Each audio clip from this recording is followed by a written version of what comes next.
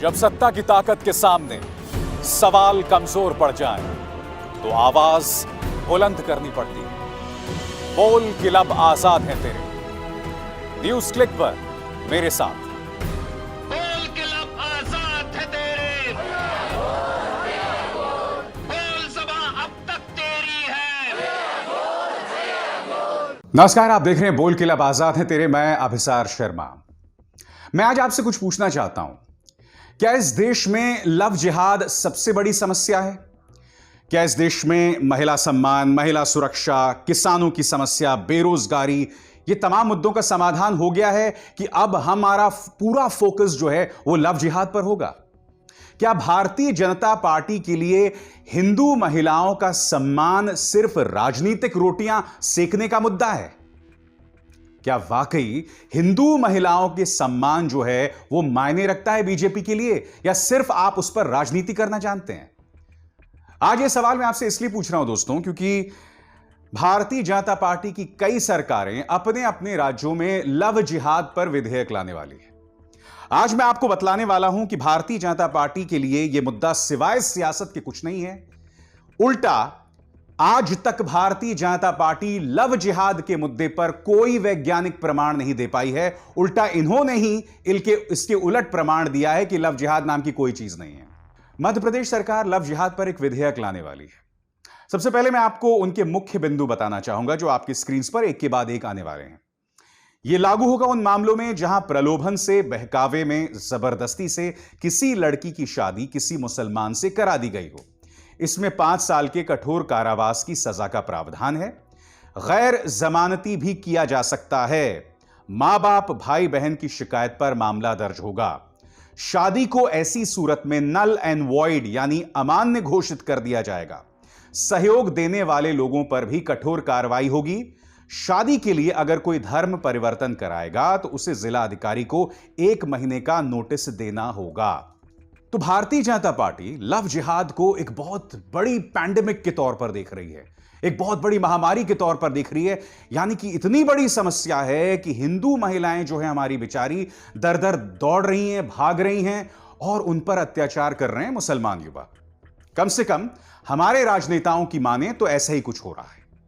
अब मैं आपके सामने कुछ तथ्य पेश करना चाहूंगा। क्या आप जानते हैं कि संसद के अंदर बीजेपी सरकार ने कहा था कि लव जिहाद नाम की कोई चीज नहीं है?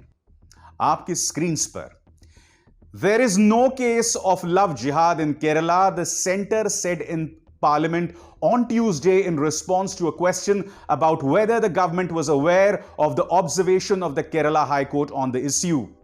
The Union Ministry of Home Affairs made the remarks in reply to a question by Congress leader from Kerala, Benny, whether any of the central agencies have reported any case of love jihad from Kerala.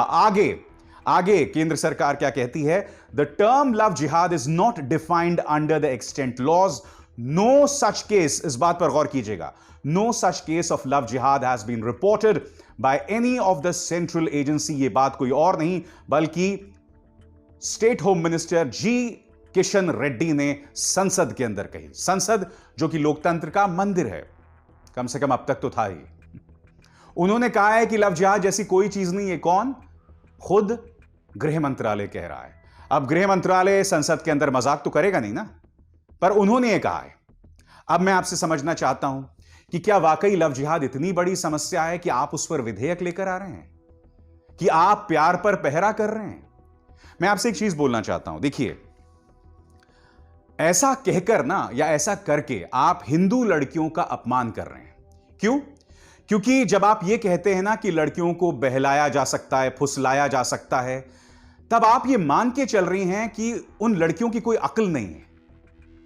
देखिए, मैं एक बात आपको स्पष्ट कर दूं कि अगर वाकई लव जिहाद नाम की कोई चीज है, या क्योंकि अब तक भारतीय जनता पार्टी इसका कोई प्रमाण नहीं दे पाई है, तो इससे बड़ा कोई अपराध नहीं हो सकता कि एक लड़की की मर्जी के खिलाफ उससे शादी की जाए और उसके बाद उसे परेशान किया जाए। फिर 5 साल ही क्यों, आप ताउम्र उस लड़के को जेल में रखिए, उससे बड़ा कोई अपराध नहीं हो सकता है। मगर यह ना भूलिए कि शादी के बाद अत्याचार सिर्फ कोई मुसलमान लड़का किसी हिंदू लड़की के साथ नहीं करेगा। यह मुझे आपको बतलाने की जरूरत नहीं है कि दहेज नाम की प्रथा किस धर्म से जुड़ी हुई है और दहेज के चलते कितनी लड़कियों को जला दिया गया, वो किस धर्म से आती हैं। अगर आपको महिला सम्मान की परवाह है तो कम से कम इन चीजों पर ध्यान रखिए। अब कुछ और तथ्यों की बात करना चाहता हूं। क्या आप जानते हैं कि उत्तर प्रदेश सरकार ने हाल ही में लव जिहाद के मामलों की जांच की थी और आपके सामने जो स्क्रीन है, कोई प्रमाण नहीं मिल पाए। उन्होंने 14 मामले उनके सामने थे। 14 मामलों में से आधे की जांच उत्तर प्रदेश सरकार की एसआईटी ने इसकी जांच की थी। 14 में से 7 मामलों में इनमें से कोई भी मामला लव जिहाद का नहीं पाया गया, यानी कि लड़की को बहला फुसला के उसका धर्म परिवर्तन करा के या उस पर अत्याचार किया गया।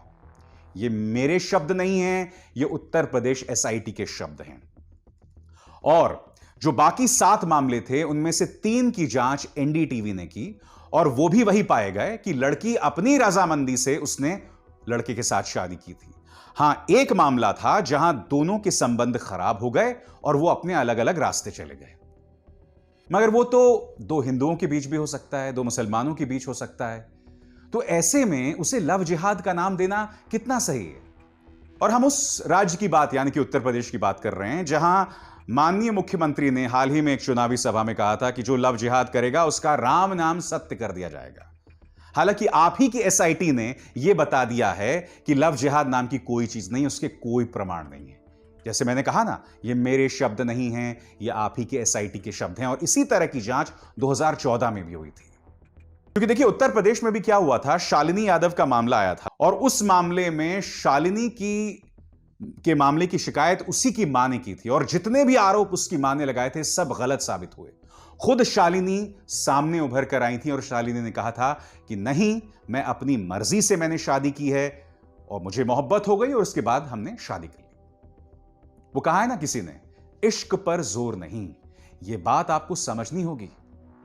देखिए इन लोगों का बस चले ना दोस्तों, तो ये लोगों को प्यार ही करना से मना कर दें, प्यार पर ही ये लोग पाबंदी लगा दें। भूल जाइए हिंदू लड़की मुसलमान लड़का या मुसलमान लड़की हिंदू लड़का, नहीं, इनको प्यार पर ही आपत्ति है। ये अंदर से इतने खोखले हैं, ये अंदर से इतने दुखी हैं कि इन्हें प्यार पर ही आपत्ति है। मैं आपको बाकायदा बता रहा हूं दोस्तों, प्रमाण, पूरे प्रमाण मैं आपको बता रहा हूं और इसमें यह बात स्पष्ट हो जाती है कि कहीं पर भी लव जिहाद का मामला भारतीय जनता पार्टी साबित नहीं कर पाई। मैंने आपको पार्लियामेंट का बयान बताया बीजेपी का, मैंने आपको उत्तर प्रदेश की खुद की जांच बताई और दोनों मामलों में कहीं साबित नहीं हो पाया। अब इसी से जुड़े मेरे कुछ सवाल हैं यहां पर। पहला सवाल, क्या हुआ एंटी रोमियो स्क्वाड का?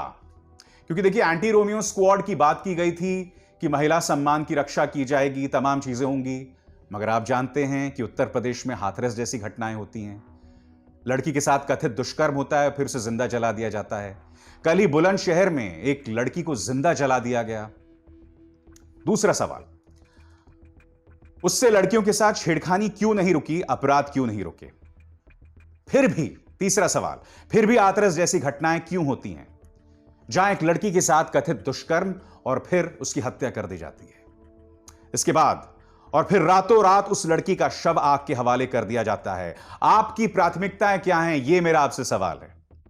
मैंने आपको संसद के अंदर बीजेपी सरकार ने क्या बयान दिया था उसका जिक्र किया। उत्तर प्रदेश की एसआईटी ने जो जांच की थी वो मैं आपके सामने लेकर आया। अब मैं आपको बताना चाहता हूं कि कर्नाटक में जो जांच हुई थी सीआईडी की, उसके निष्कर्ष क्या सामने आए हैं और वो भी लव जिहाद के मुद्दे पर। उनका क्या बयान है वो सुनिए। In the interim report CID said there seems to be no prima facie evidence of love jihad. Siljaraj has married Asghar out of her own volition, यानी कि अपनी मर्जी से उस लड़की ने उस मुसलमान लड़के से शादी की और लव जिहाद के कोई प्रमाण यहां मौजूद नहीं है। यह किसी और ने नहीं बल्कि कर्नाटक के सीआईडी ने दिया है। और मैं फिर कहना चाहता हूं, भारतीय जनता पार्टी इन मुद्दों को सिर्फ सियासी कारणों से उठा रही है, उसके अलावा कुछ नहीं है। क्योंकि वो जानती है कि लव जिहाद का कोई इक्का दुक्का मामला सामने आ जाएगा, मगर लव जिहाद पर आप जैसी विधेयक लाएंगे तो आपको छप्पर फाड़ वोट्स मिलेंगे। क्योंकि सबसे आसान तरीका है वोट्स लेने का कि अगर आप वोटर को हिंदू मुस्लिम में बांट दें। क्योंकि धर्म के सामने आपकी जातीय पहचान भी अक्सर बौनी पड़ जाती है और लव जिहाद को लेकर आप एक डर, एक खौफ जो है आम जनता में पैदा कर दें। कितना आसान है ना। मैं आपसे बोलना चाहता हूं दोस्तों, हमारी लड़कियों की क्या हकीकत है ना, ये अगर आपको जानना है तो हाथरस की उस गुड़िया को देखें। रातों रात उसका शव जला दिया गया था। मौत के बाद भी उसे गरिमा नहीं मिली थी। यह है इस देश की लड़की की असली हकीकत। सोचिएगा मेरी इस बात पे। अभिसार शर्मा को दीजिए इजाजत। नमस्कार।